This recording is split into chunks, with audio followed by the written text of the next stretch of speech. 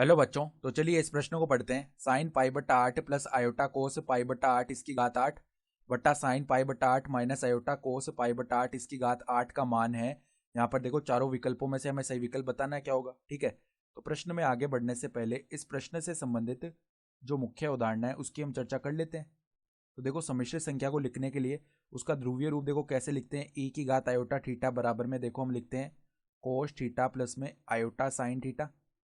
ये होता है ध्रुवीय रूप। तो अब देखो हमारे पास में जो पद है वो क्या है। देखो, साइन पाई बट्टा 8 प्लस में आयोटा कोस पाई बट्टा 8 इसकी घात 8 है।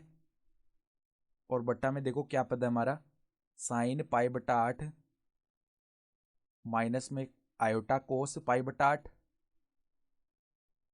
और इस संपूर्ण पद की घात कितनी है, 8 है। तो अब देखो पहले हम क्या करते हैं, ऊपर से हमने आयोटा उभयनिष्ठ निकाला तो आयोटा की घात 8 आ जाएगा बाहर।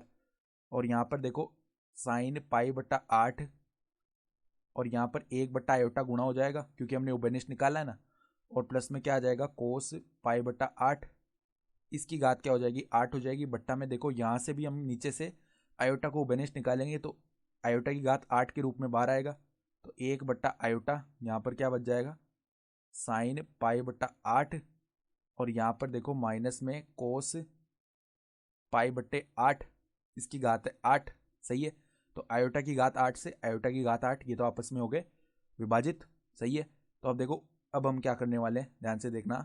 यहाँ पर 1/आयोटा है ना, तो ऊपर नीचे हम आयोटा से गुणा कर लेते हैं। तो ऊपर तो आयोटा आ गया और नीचे आयोटा का स्क्वायर क्या होता है, -1 होता है, तो -1 लिख लिया। साइन पाई बट्टे 8 प्लस में कोस पाई बट्टे 8 बट्टा में देखो इसी प्रकार यहाँ पे भी हमने ऊपर नीचे आयोटा से गुणा किया अंदर। सही है, इसकी घात यहाँ पे 8 भी तो है तो ये भी लिख लेते हैं। फिर देखो यहाँ पे क्या बनेगा, यहाँ पे भी देखो आयोटा बट्टे में -1 साइन पाई बट्टे 8 और माइनस में देखो कोस पाई बट्टे में 8। और इस संपूर्ण पद की घात क्या है, 8 है। तो अब देखो आगे इसको हम और थोड़ा सरल करते हैं।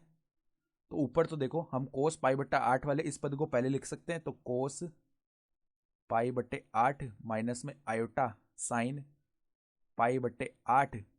ठीक है, और यहाँ पर देखो क्या इसकी घात कितनी है, 8 है।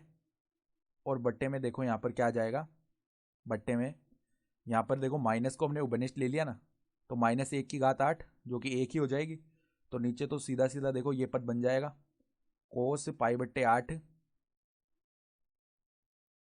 प्लस में आयोटा साइन पाई बट्टे 8 और इसकी घात हो जाएगी 8। सही है, तो यहाँ पर देखो बराबर में क्या आएगा, अब इसको हम क्या लिख सकते हैं, देखो ई की घात में माइनस का आयोटा पाई बट्टा 8 और इसकी घात कितनी है, अभी 8 है। बट्टा में देखो नीचे हम क्या लिख सकते हैं, ई की घात में आयोटा पाई बट्टे 8 और इसकी घात भी कितनी है, 8 है। तो घात के ऊपर घात गुणा हो जाएगी।